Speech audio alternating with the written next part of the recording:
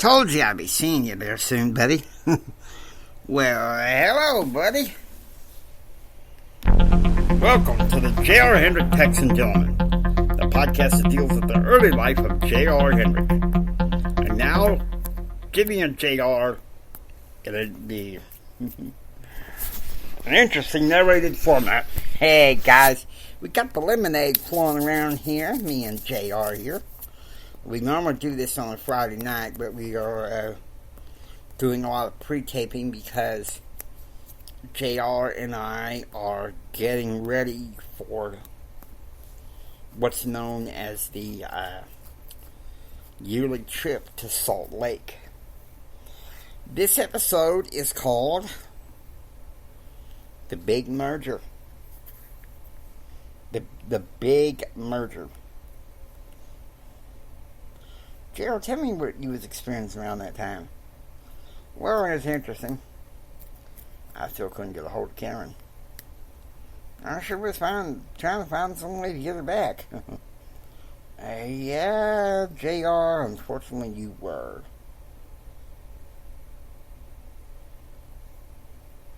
Well, let's get going on with the trailer for The Big Merger.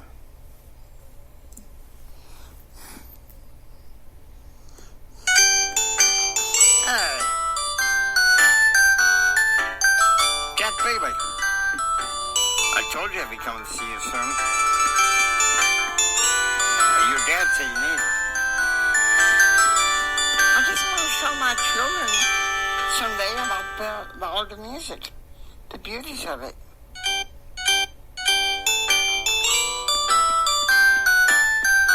Look, I got this information, honey. I'm sorry, but I'm Jennifer Bauer's fiance, and she's sorry that she hurt your brother, JR, but she just wants to see him.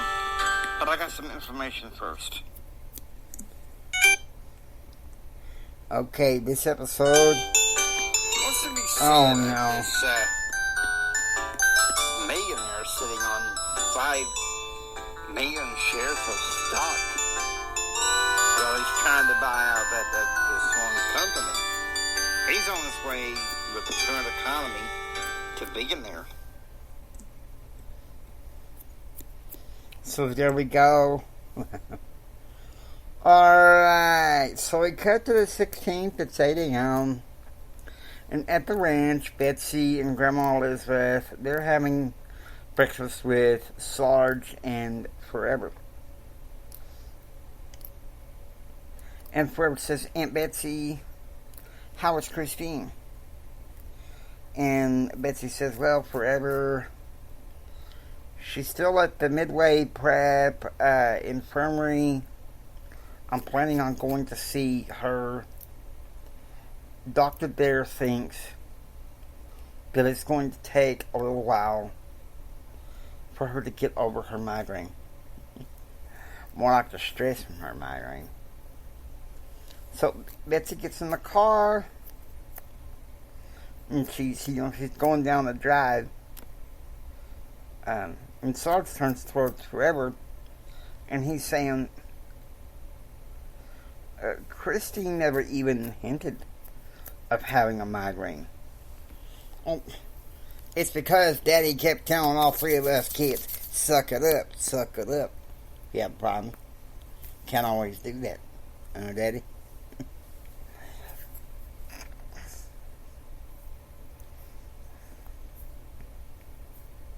And Sarge's like, what's wrong with her? And then he changes the subject like he's got ADD. He says, I was thinking when we get back to Dallas, how's about me and you having a kid? And Forever's like, what about waiting until we get out of college? In some cases, why don't we wait till we get married when we get out of college? JR, you and I made that same classic mistake. But you know what? It made us stronger. It made us stronger. Amen to that one, Jimmy. So, Betsy gets... What happens then... Betsy comes back in the house because she forgot her purse. And she says, oh, by the way, I heard from Jim, and he's going to be doing a rally in Potomac, Maryland this morning. Okay, so it's 1 p.m. Jim has just returned from a rally in Potomac, Maryland. He goes for a massage, a swim and a massage. Tonight's the big steak dinner reception with Barbara Holland, too. Daddy was trying to win her towards saying he's independent. But he's not. But JR, he stopped campaigning for himself and more for Phil Graham. Well, we don't want to give away too many spoilers, Jimmy. Let's just keep going. You're right. So it is, 2 p.m. Central. JR has just finished writing his research paper. And he was trading some stocks in the Smith Hall Library when in walks Jack Daly.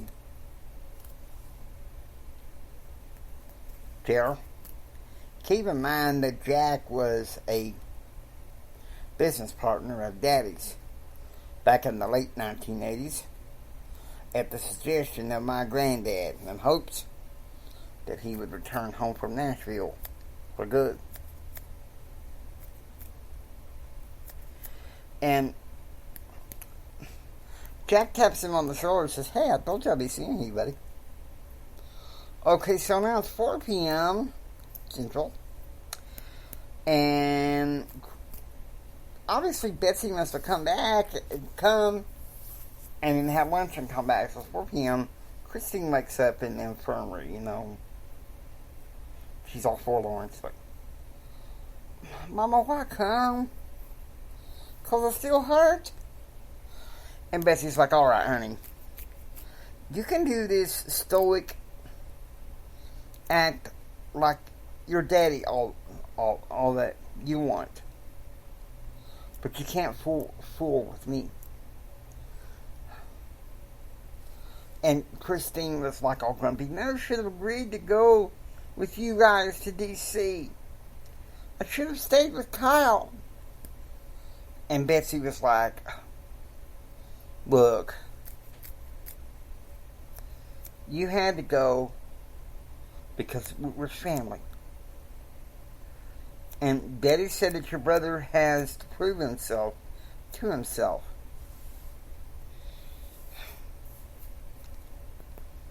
JR? Well, I think it, quite frankly, was because she wanted Kyle to have free reign of the ranch. And eventually that's not what Grandma wanted. I don't think that's what you and Christine wanted either. No, we were unhappy. So, you think it was your mom's making an excuse for Kyle? Of course. So, Christine... So, it switches now. It's 8 p.m. Jimmy and his family is having the dinner at this place called Platoon in Washington, D.C. Of course, who's there? It's a nice steak dinner. And he's sitting there with his dream team and Barbara Holland. And she's separated from her husband, Millard, again. Having marriage problems. And he's busy talking about his wildcatting days. And JR, you know your father, huh? His dream team hung on this every word. You saying your dad was that charismatic? Well, hell yeah, he was.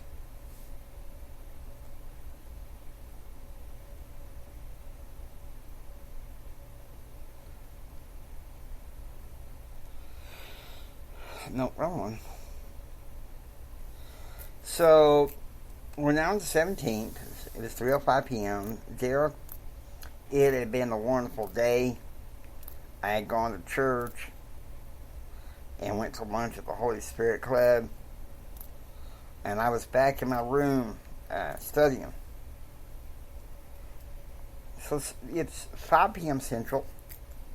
Jim is planning for next week's activities. Monday was just a strategy day for the Dream Team. On Tuesday, of course, they will be doing some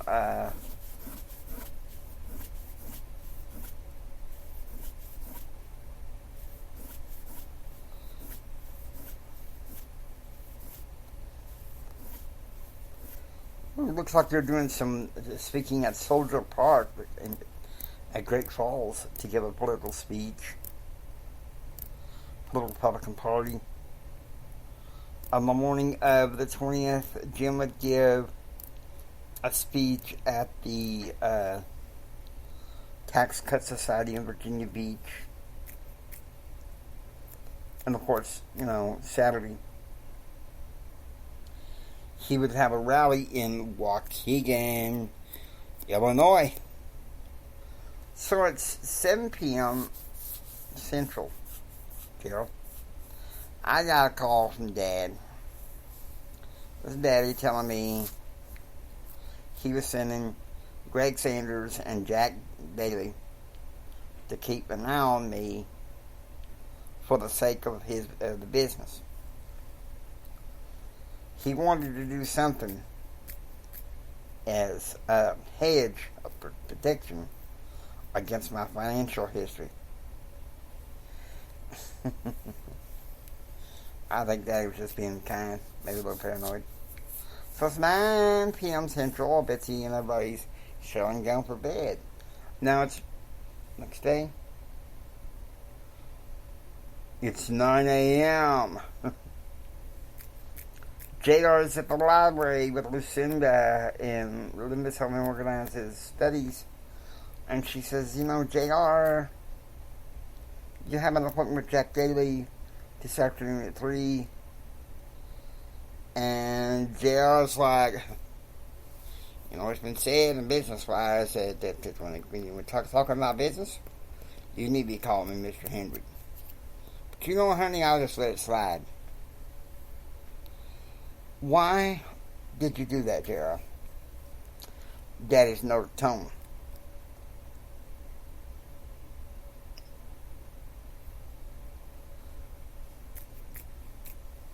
So JR gets a phone call, and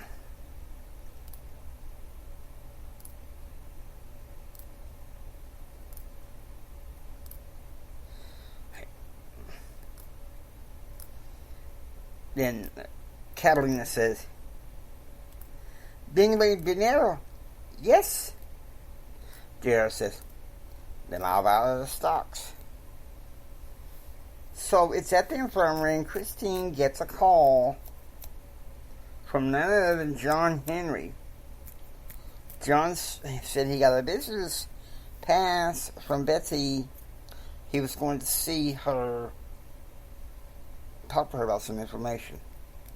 Okay, so it's 1 p.m. Christine gladly accepts an interview with Andy Clark, Brent's sister, about migraines. And she says, I've been having them for about 6 years now. Well, you say you're a journalist, right? Christine says. And Anne says, I am. And she says, I recognize the name. My brother goes to school with a guy by the name of Brent Clark. You wouldn't happen to know to be his sister. And she says, well, of course, and we compete at time. Brent is more like Bubba, but I think more like my daddy. And Christine says, I don't talk that much to reporters. I hope you don't mind. Migraines are tough. I mean, if you get a really, really bad one, you want it gone fast. And she's like, thanks, Christine. I'm flying back to Fort Worth tonight, and I'm flying tomorrow night, and I'm leaving the report. on the TV station before you. Christine says, you ever come back to West Texas?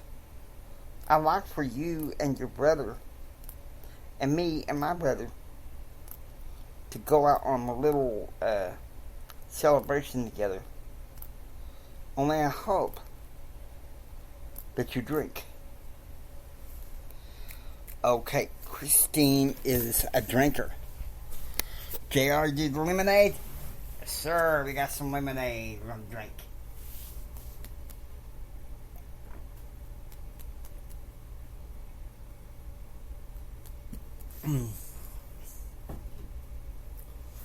We prefer sober living in this podcast. Even though Christine drinks, Jim drinks, Bessie drinks, Kyle drinks. Well, Elizabeth drinks. And in his young life, JR does from time to time, but for the most part, he don't. Not anymore. Stupid. It sure is.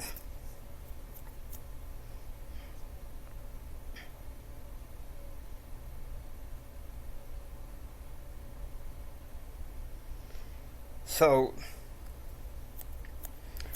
and he's like, of course I do. I'm my father through and through.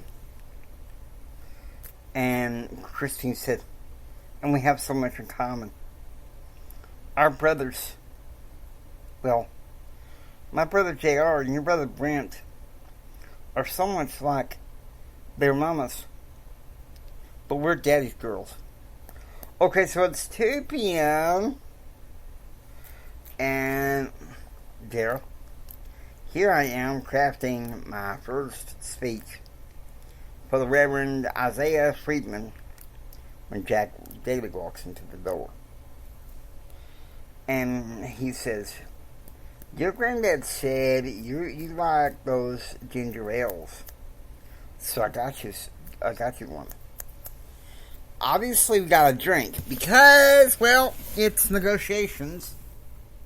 Partnership.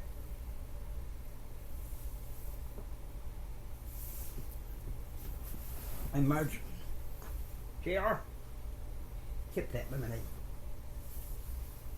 Careful, Jimmy. We don't want to spill any of that precious liquid. No, we don't, JR.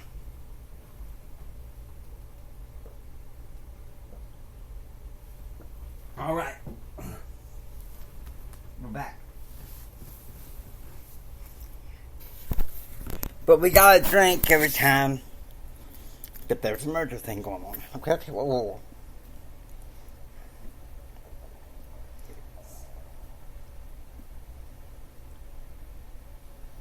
And Joe's like, I'm really surprised that you'd come this soon.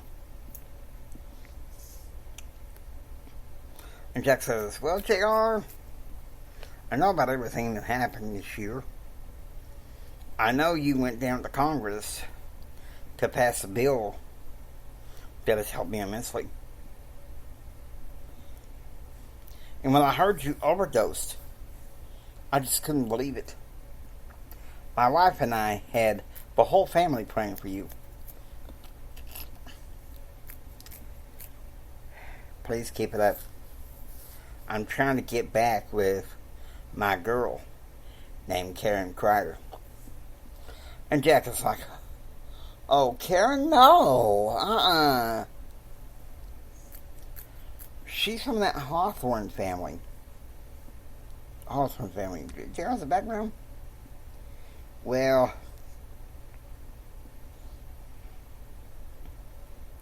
Crowder's family wasn't, Crowder name wasn't really that dominant with Karen.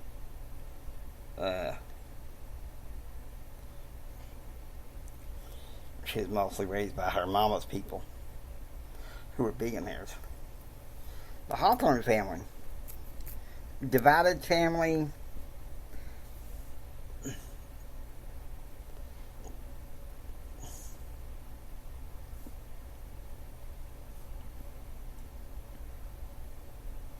between traditional Republican values and weird, odd feminism. I don't normally agree with your father on almost anything, but in this case, JR, you better stay away from her. I'm wishing you the best blessed day. And I mean this as a friend. And JR's like, you're pretty wonderful about friendship.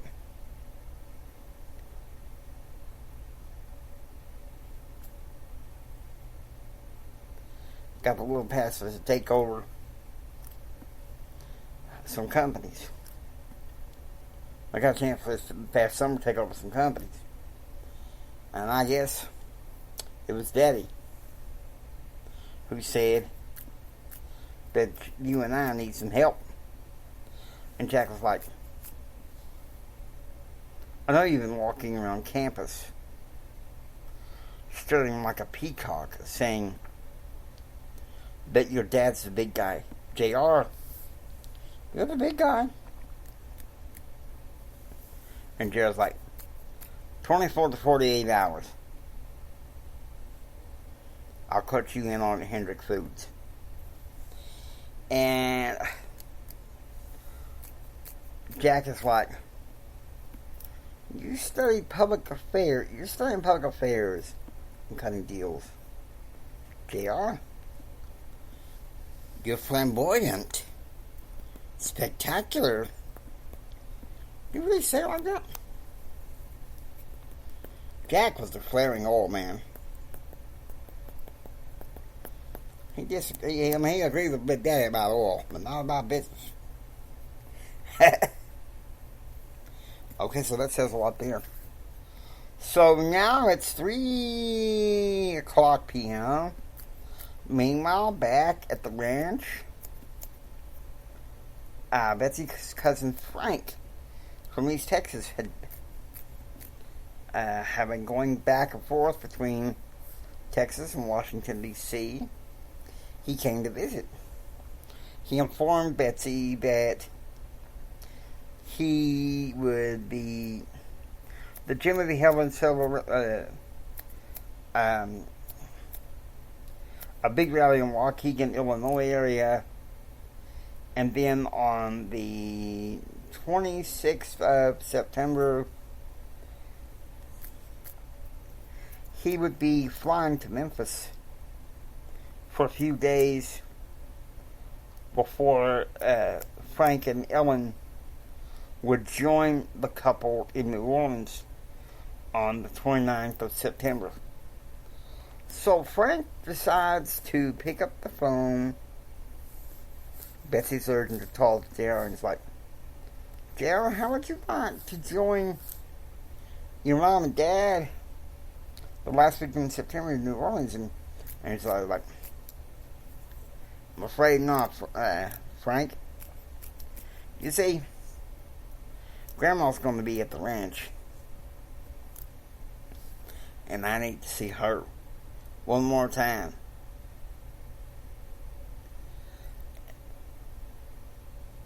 And fend Kyle off Christine.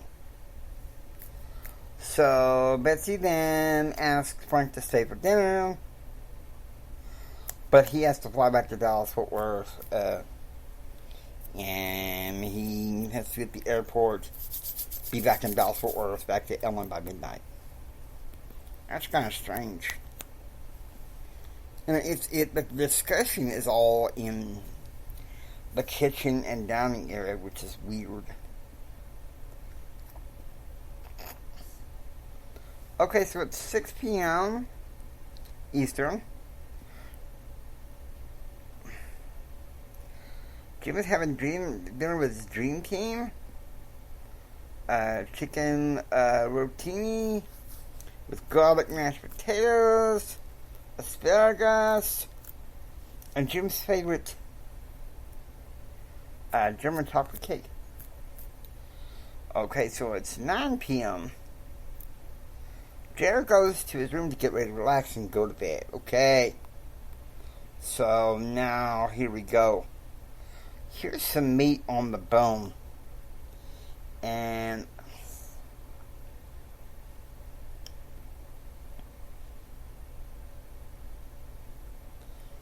this is where the writers try to turn things away. It's the next afternoon, 1 p.m. Central. Betsy is helping the staff wash the dishes in the kitchen when Madison walks in. She says, "Are you ready to go shopping?" And Kristen's like, "Yeah, maybe.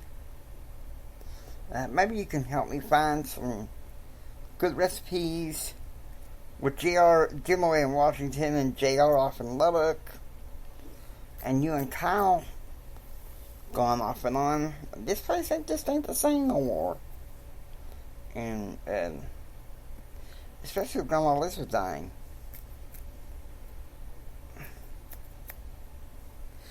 And Madison's like, "No, here's what's going on. There's an engagement party for Amy Kathleen on Thursday night.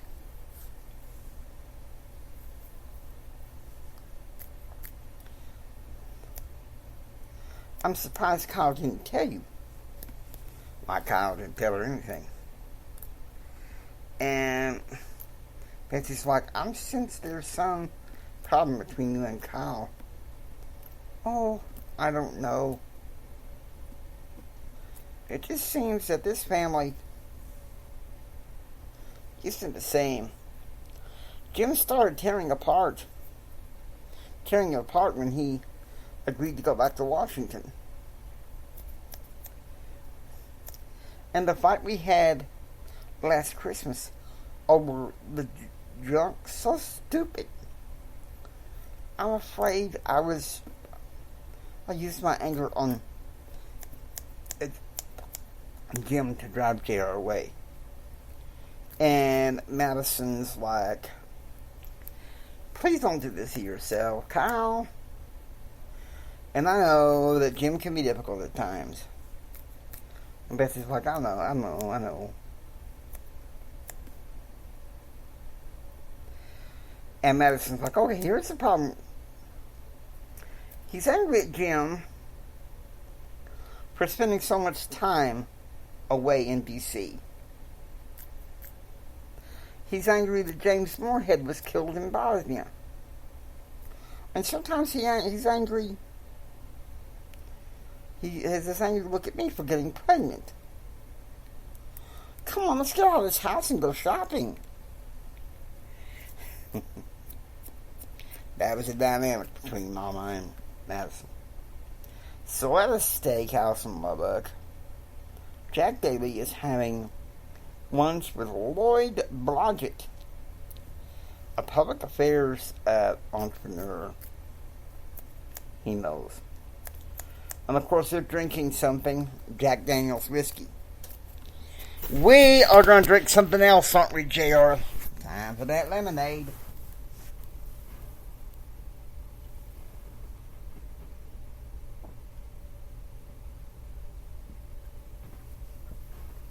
Yeah, tap me in some more, JR.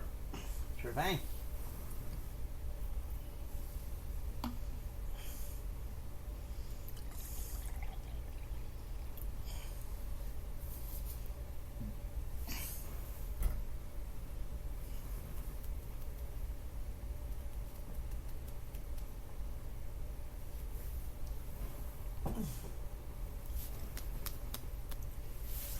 Okay, so we're back. Gotta have that lemonade sometimes, huh? We're talking mercury, yeah. So here's what's going on.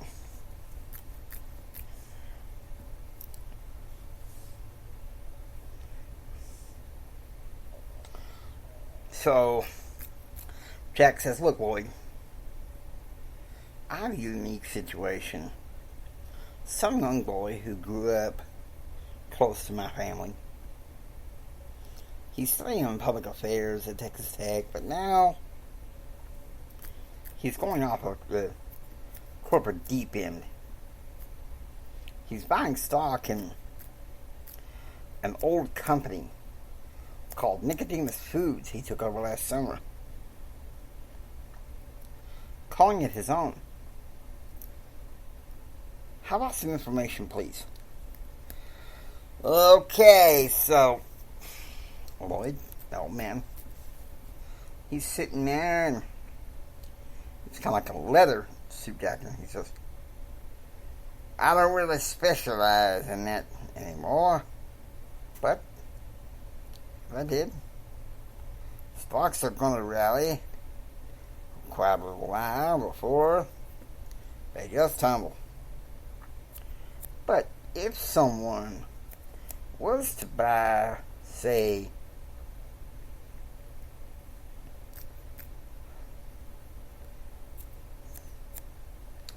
$5 million of shares from a certain food company, he's on his way to being the billionaire.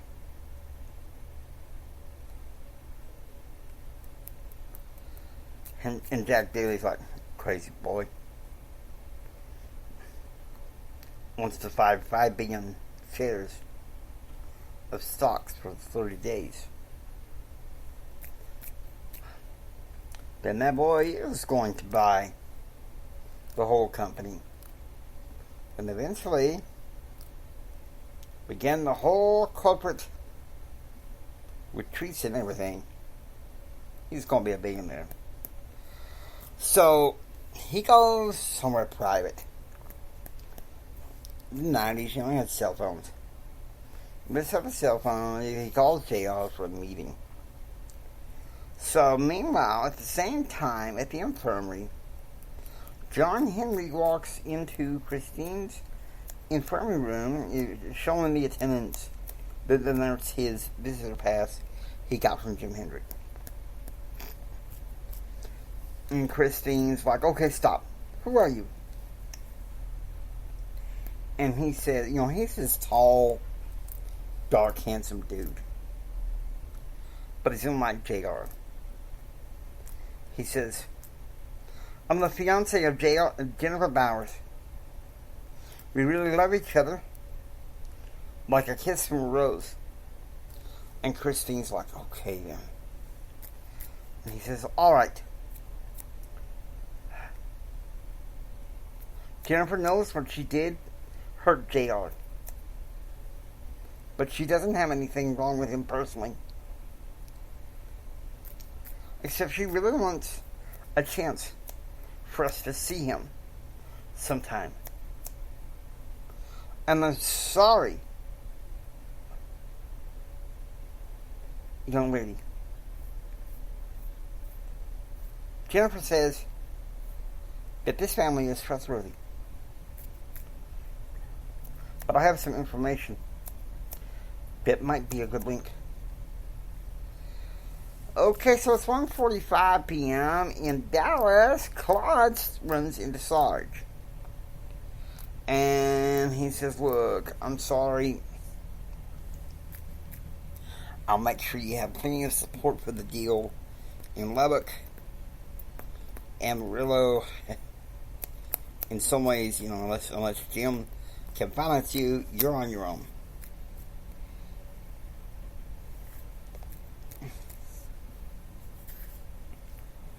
Okay, now, so here comes the interesting part. This is 9 p.m. Central, and J.R. and Connie are in the Smith Hall Library talking, and J.R.'s like, listen, honey, I need you to do me a favor. There's a friend of the family named Jack Daly, and as you know, I'm trying to buy more stock in this company that I took over so I can own it totally. No help from Daddy. You know the relationship between corporate governance and public policy better than I do. Can you help? And Connie's like, okay. It's all the same thing. I'm not afraid to step in and help you, because I know you haven't heard from Karen. Let me help you because I have a feeling she'll be seeing somebody else. Connie said, she's still trying to be my girlfriend. And Gerald's like, we graduate next spring.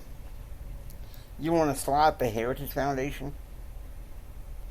You may not know this, darling, but my family has influence over who gets interns there. And I'm thinking you should get a full free ride to fellowship there, Tara said. All right. Tell me when to meet him. Tomorrow at 2.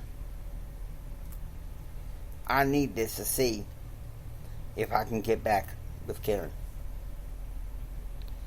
And I'm like, JR, please. Okay, so it's 5 p.m. JR's staying in the dorm living room. He's half asleep. And his dang phone rings. It's Charlie. And he's like, do you remember Reese Prep? The school for the blind? I used to make fun of you until Jim Bob Horton told me to shut up, Charlie said. And Gerald's like, you still don't learn. And Gerald's pretty angry. He says, well, this is how we do it.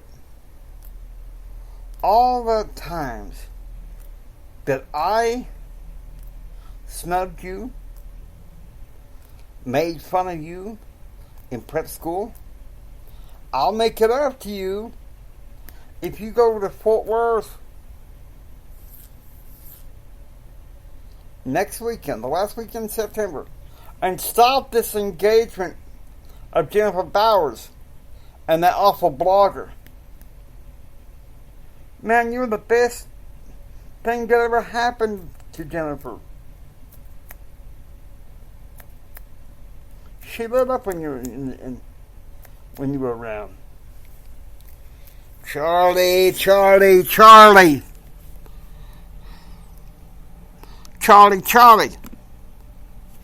Do me a favor, Charlie. You have to get the bell for that. Shut up.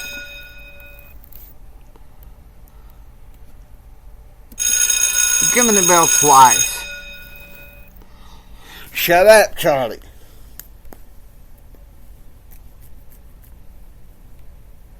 Okay, next. So JR loses it. No, I don't think so. Hangs up the phone. 8 a.m. Central. Margie and Annie show up at the paper to say goodbye.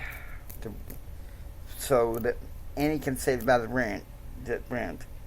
Because she's leaving later this afternoon for Dallas Fort Worth.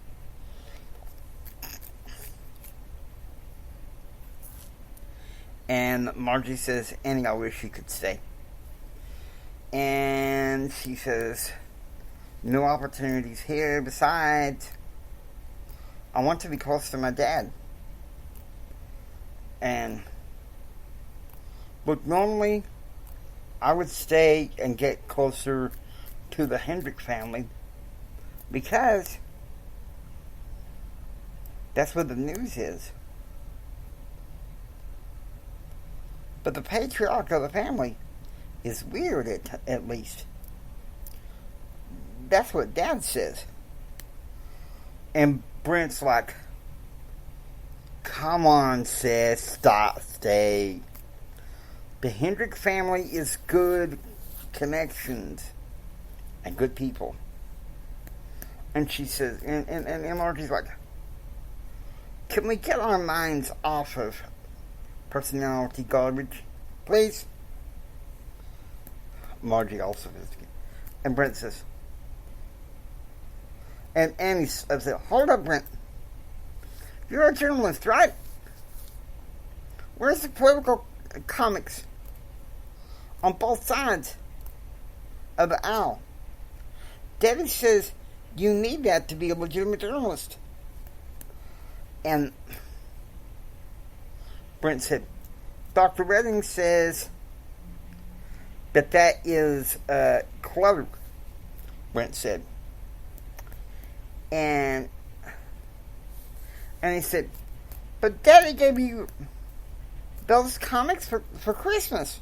And Brent's like, they're in my room back home in Waxahachie. You can have them, Annie. And she's like, no, because those are meant for you. And Brent's like, sis, can we stop arguing like we're 6-year-olds? I didn't want it all in here. Margie hugs Brent before taking his sister to the airport. And he's like, just like Dad. Can't lose an argument. Okay, so it's 1 p.m. Jared walks out of Senate Hall after class and Cheesecake Toastmasters when he bumps into Dr. Kinghorn. And he says, I know what you're up to.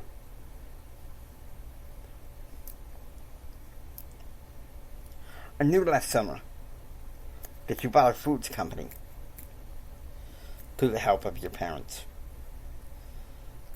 And you're trying to raise some money for the stock so you can own it totally outright. Your family friend Jack Daly told me, Dr. Kinghorn said. Of course, Jared said. And he says, then you better get your uncle on the horn and get him to look at the Capital Reserve. And Gerald's like, I'm alone on this. He's kind of broken, don't you think? He is. So now we go to 1:30. It's at the Texas Tech Student Union Building. Jared arrives at the meeting room on the second floor of the Student Union Building to listen to some talks about the variety of accommodations for disabled students on campus. 2 p.m. Central. Christine was able to do quite a bit of her coursework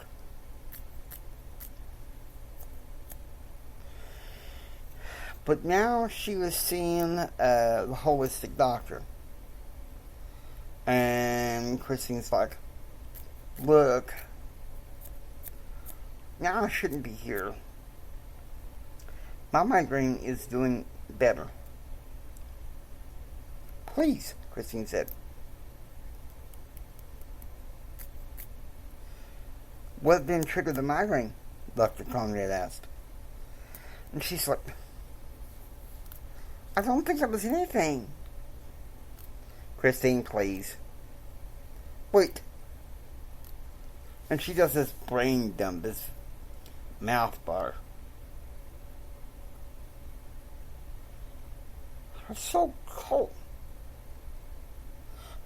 My father was so cold and calculating that he had to leave so much of the family in D.C. as possible, tearing me away from the society that I had here in Midland, Odessa. And then, all of a sudden, he sends me back, and I'm in a new society here with more stress and problems. Of course, my parents making me choose between them and JR.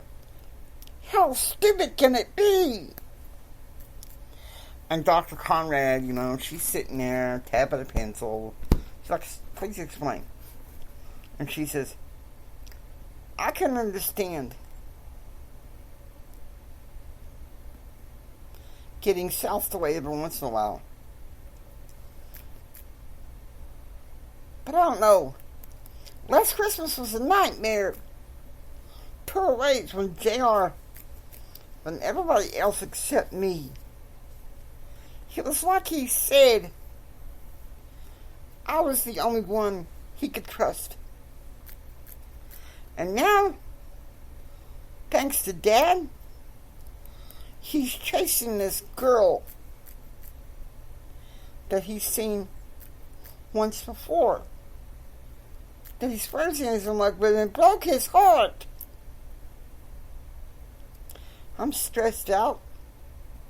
No thanks to my dad. I thought maybe that Mama would solve things, but nothing does. More pressure from school. More problems with JR because of my dad. Christine's losing it. She's the teen feelings and stuff. And so, now at the same time, Amy Kathleen is having what's known as a healthy discussion. Healthy discussion. And that healthy discussion is this, I wanted to the reason why I'm going to college is I want to share with kids, including my own, the art of music. How to bless God, how to glorify God with music. Which is awesome. It's good to see Amy Kathleen in here. Okay, so now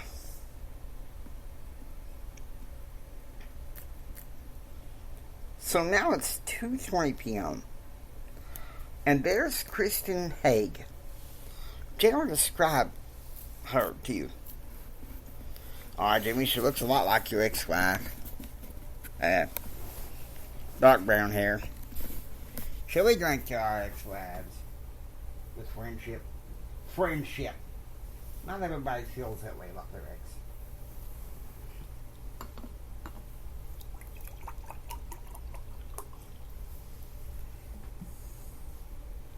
Slightly portly.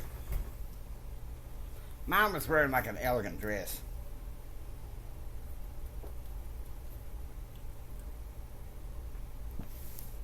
Mine was just looking elegant that day. In a pantsuit. Okay, so let's get to this scene, because this scene is a moment frozen in time. And she says, I need to speak to this big James Hendrick. And Gerald's like, he takes her hand and says, pleased to meet you, ma'am. And she says, you may not recognize me now, but it was several years ago.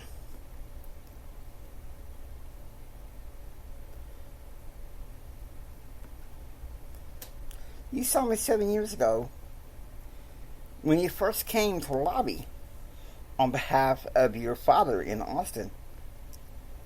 And 2 years later, you were dating Holly Hawthorne,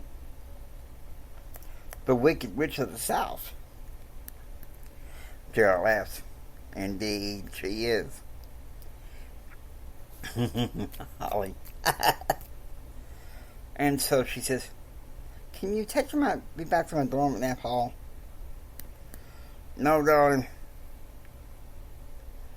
I'm still yearning and learning campus geography. Myself. Have to pass. Gerald, looking back, I realize what a foolish mistake that was.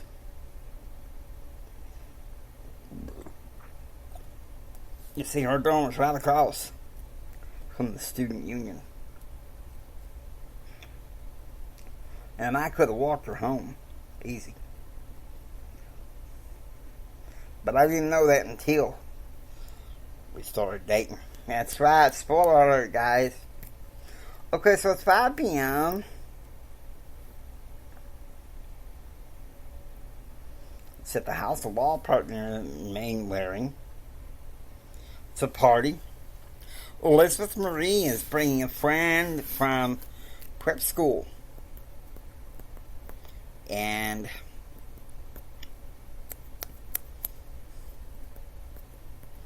they start talking. And, of course, the prep school friend bumps into a girlfriend who was also Frank's date. So, next thing you know, they start talking, and Frank tells her that he's receiving some offers so that he can stay in Texas. Intellectual property law in Texas. And so he's like, well, I'll see you later. Don't be a stranger. Okay, so it's 5:30 p.m. JR is having dinner in his room when his phone rings. And it's Charlie. But this time it's a good thing. And he says, JR, turn on the news. And so he turns on its official sound. We're going to need a voiceover. I'm about to get this. Welcome to BNC Evening News Store.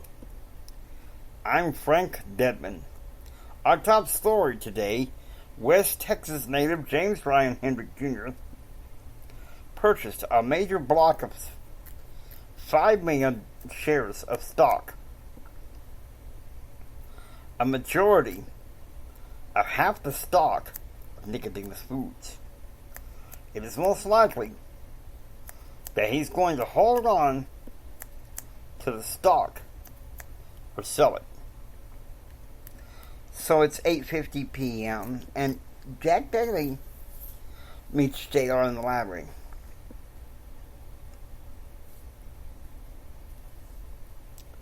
And so Jack's like, oh my gosh, you really get it. I tell you what, your granddad was right back in the 80s. You really have it in you. And JR's like, hope things were satisfactory. And she's like, your friend Connie, I got to say, when it comes to public affairs consulting, she is pretty cool. Now, you need to understand something. This is like country slang. It's not total high society like the traditional Dallas show.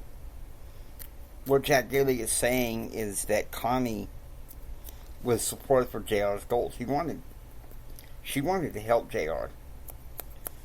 She wanted to help me because she knew the Karen would dump me. I see. Here's the thing. Damn it. Oh. Quit right way there. There we go. I'll find somebody to clean that up. It's not too bad, I'm afraid. Not too bad. Okay. Let's take a drink.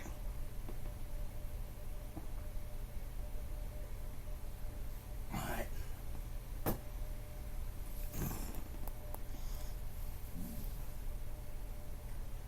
Okay, so Jared's like, I like and appreciate her a lot, but she ain't the one I'm after. I want Karen Crowder. And Jack's like, JR, I think you really need to reconsider. Regardless of whether or not you get Karen back, I get my money in 30 days. And don't be a stranger. Once that happens, we start buying properties and investing together. It's now J.R. Hendrick Industries. And that means you get your money. And you pay me a small investment fee. We're partners. Handshake! Okay, so this one was good. It's not bad.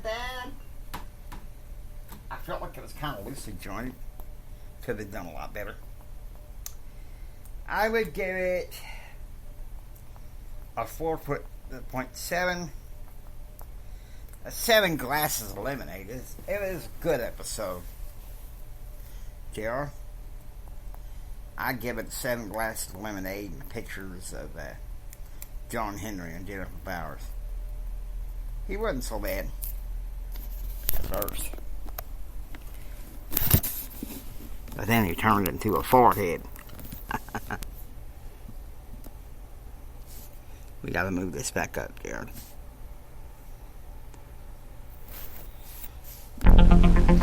Hope you enjoy. Listen to J.R. Hendrick, Texan Gentleman.